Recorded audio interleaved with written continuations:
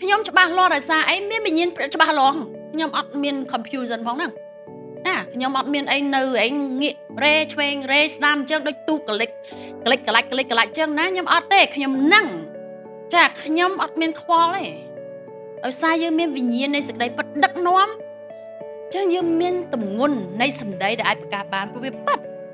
ហើយគេស្ដាប់អត់ចូលទេខ្ញុំទៅនេះហ្មងបងប្អូនយកវីដេអូនោះប្រកាសប្រាប់គេគេមិនជឿដែរព្រោះគេមានវិញ្ញាណនៃសេចក្តីពិតតែអ្នកណាមានវិញ្ញាណនៃសេចក្តីពិតដូចគ្នាអ្នកនោះស្ដាប់ចូលហើយបងបង្កើតអីមួយគឺច្បាស់លាស់ហើយមានទម្រង់មានសណ្ដាប់ធ្នាប់មានលំដាប់លំដោយរបស់ទ្រង់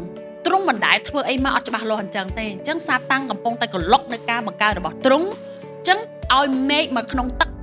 ទៅមេឃវាធ្វើឲ្យច្បោកច្បោដូច្នេះបបងញែកហើយពេលដែលព្រះអង្គញែកវិញ្ញាណរបស់ព្រះជាម្ចាស់គឺនៅទីនោះ hovering over បានវិញ្ញាណរបស់ទ្រង់នៅគ្រប់ទីកន្លែងទាំងអស់ប៉ុន្តែយើងមើលអត់មានរឿងអីកើតឡើងទាំងអស់ត្រូវទេមានវត្តមានរបស់ព្រះជាម្ចាស់មិនប្រកាសថាមានរឿងអីកើតឡើងនោះទេ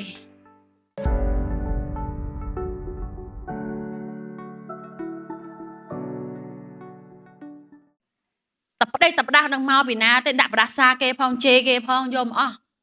ចឹងបើសិនជាអ្វីដែលយើងនិយាយពិតជាកើតមែនចប់ហើយអត់ទេដូច្នេះបើយើងដាក់ប្រដាសាកូនក៏ដោយក៏ព្រះអង្គការពារកូនដែរព្រោះមិនមែនជាសម្ដីព្រះមានតែសម្ដីព្រះទេនៅពេលដែលយើងនិយាយចេញមកព្រះវិញ្ញាណបរិសុទ្ធស្ដាប់ឮព្រះអង្គនឹងយកទៅធ្វើឲ្យចេញជាសាច់ការចឹងសម្ដីយើងនិយាយអត់សាច់ការអត់ចេញជាសាច់ការដោយសារតែសម្ដីរបស់យើងមិនមែនជាសម្ដីរបស់ព្រះ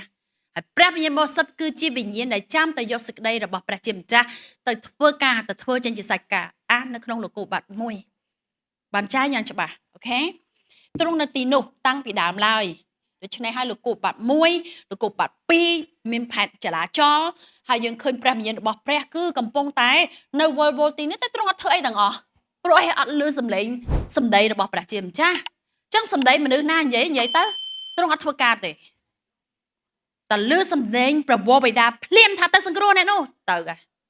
នាំអ្នកនោះមកស្គាល់អង្គយេស៊ូវគ្រីស្ទទទួលជឿតបមកទ្រង់នៅជាមួយអ្នកនោះឃើញទេអត់ខ្វល់ទេអ្នកផ្សេងតែទ្រង់លឺសម្លេងរបស់ព្រះបិតាទ្រង់ទៅធ្វើការអញ្ចឹងនៅក្នុងនេះយ៉ូហានក៏ណែនាំឲ្យដឹងដែរថាទ្រង់គឺជាវិញ្ញាណនៃសេចក្តីពិតទ្រង់មកនិយាយតែការពិតអញ្ចឹងបើមនុស្សដែលចូលចិត្តនិយាយពិតប្រាប់យើងហើយយើងអត់ចូលចិត្តគេមិនថាយើងមានបញ្ហាព្រោះយើងវាអត់ពិតច្បាស់ហើយបងប្អូនបើទ្រង់ជាវិញ្ញាណនៃសេចក្តីពិតទ្រង់ប្រាប់យើងតែចំណេះដឹងពិតពីព័ត៌មានពិតពីការពិតពីសេចក្តីណែនាំពិតពីគោលការណ៍ពិតមានន័យថានៅខាងក្រៅមានវិញ្ញាណមិនពិតដូច្នេះប្រយ័ត្នមែនតើតែយើងនៅក្នុងសង្គមសហគមន៍មួយដែលពោពេញទៅដោយសេចក្តីពិតហើយមានទ្រង់នៅវត្តមាននៅទីនេះបើគេថាយើងនិយាយមិនប្រក្រតីឬក៏យ៉ាងម៉េចបងប្អូនអាចពិចារណាបានអាច discern បានហើយអាចវិភាគបានហើយថាតើអ្នកណាពិតឬក៏អ្នកណាមិនពិតយើងដឹងបានហើយចាអូខេសំខាន់មែនតើចំណុចហ្នឹងព្រោះមានតែទ្រង់អាចប្រាប់យើងថាអ្នកណាកុហកព្រោះនៅខាងក្រៅសិតតែវិញ្ញាណកុហកមានតែទ្រង់ទេដែលប្រាប់យើងនៅសេចក្តីពិតអូខេបើអត់មានព្រះវិញ្ញាណបរិសុទ្ធគឺគ្មានសេចក្តីពិតឡើយមានវិញ្ញាណកុហកច្រើនណាស់នៅខាងក្រៅប្រយ័ត្នមែនតើឲ្យតែអត់មានវិញ្ញាណសេចក្តីពិតនៅទីនោះគឺកុហកទាំងអស់ហ្នឹងចឹងរកស៊ីជាមួយអ្នកណាប្រយ័ត្នសំបីតែអ្នកជឿព្រះអង្គក៏ដោយចុះមិនឃើញតវ៉ាគ្នាទេអ្នកជឿព្រះអង្គម្ដងថ្ងៃនេះមិនក៏ពហិនអញ្ចឹងណាមិនខុសគេអញ្ចឹងចាបើអ្នកឯងចង់ដូចគេហើយជឿដល់ព្រះអង្គវាទៅរួចទេព្រោះអ្នកឯងនៅក្នុងវិញ្ញាណនេះមិនពិតអញ្ចឹងវាទៅមិនរួចទេដែលជឿព្រះឲ្យដូចគេវាមិនទៅមិនរួចទេបងប្អូនទៅរួចខ្ញុំថាទៅមិនរួចគឺមិនរួចហើយ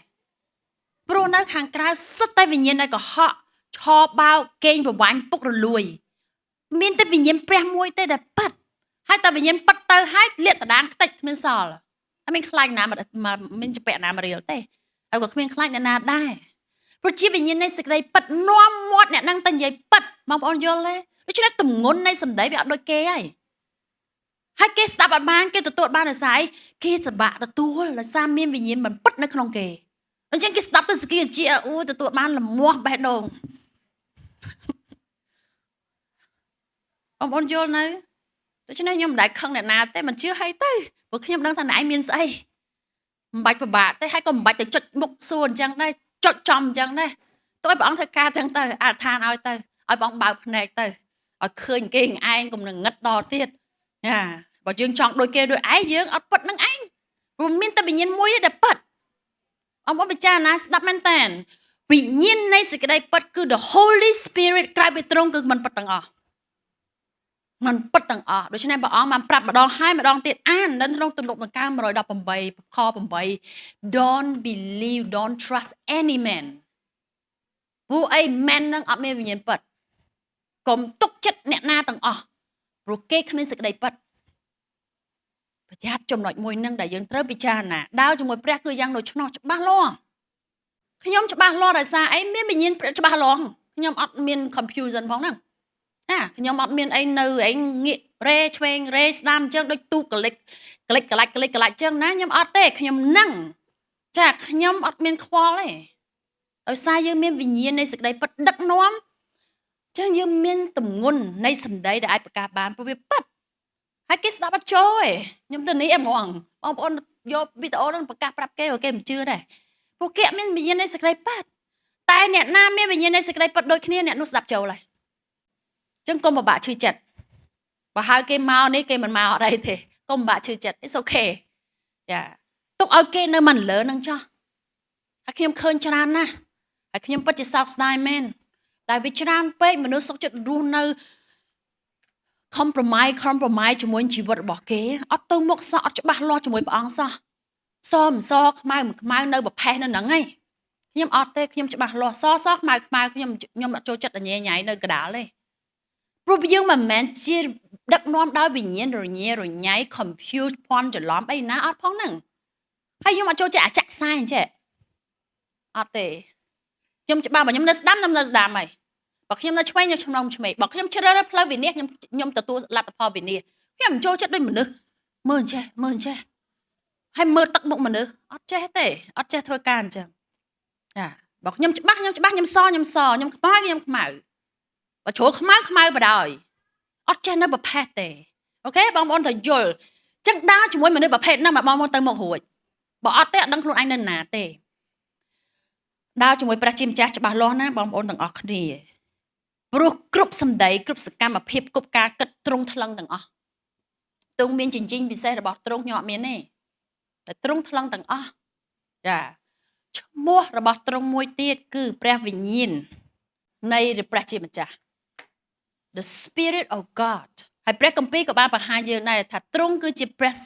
Spirit of God បានន័យថាទ្រង់គឺជាវិញ្ញាណដែលមានជាមួយព្រះជាម្ចាស់តាំងពីដើមឡើយនេះមានន័យថាទ្រង់គ្មានការចាប់ផ្ដើមគ្មានទីបញ្ចប់ទ្រង់គឺជាវិញ្ញាណអកលជានិច្ចជាមួយព្រះជាម្ចាស់តែម្ដងញ៉ែនៅក្នុងលោកុបវត្តមួយក៏បានប្រាប់ដែរហើយមុននោះខ្ញុំក៏បានលើកដែរថាវិញ្ញាណ and the spirit of God was hovering over the face of the waters បានន័យថានៅពេលដែល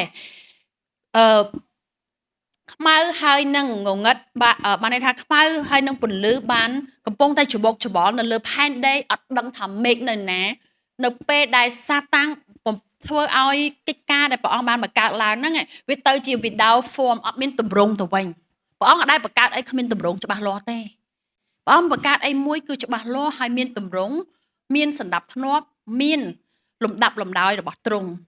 មិនដែលធ្វើអីមកអត់ច្បាស់លាស់អញ្ចឹងទេអញ្ចឹងសាតាំងកំពុងតែក្លុកនៅការបង្កើតរបស់ទ្រង់អញ្ចឹងឲ្យមេឃមកក្នុងទឹក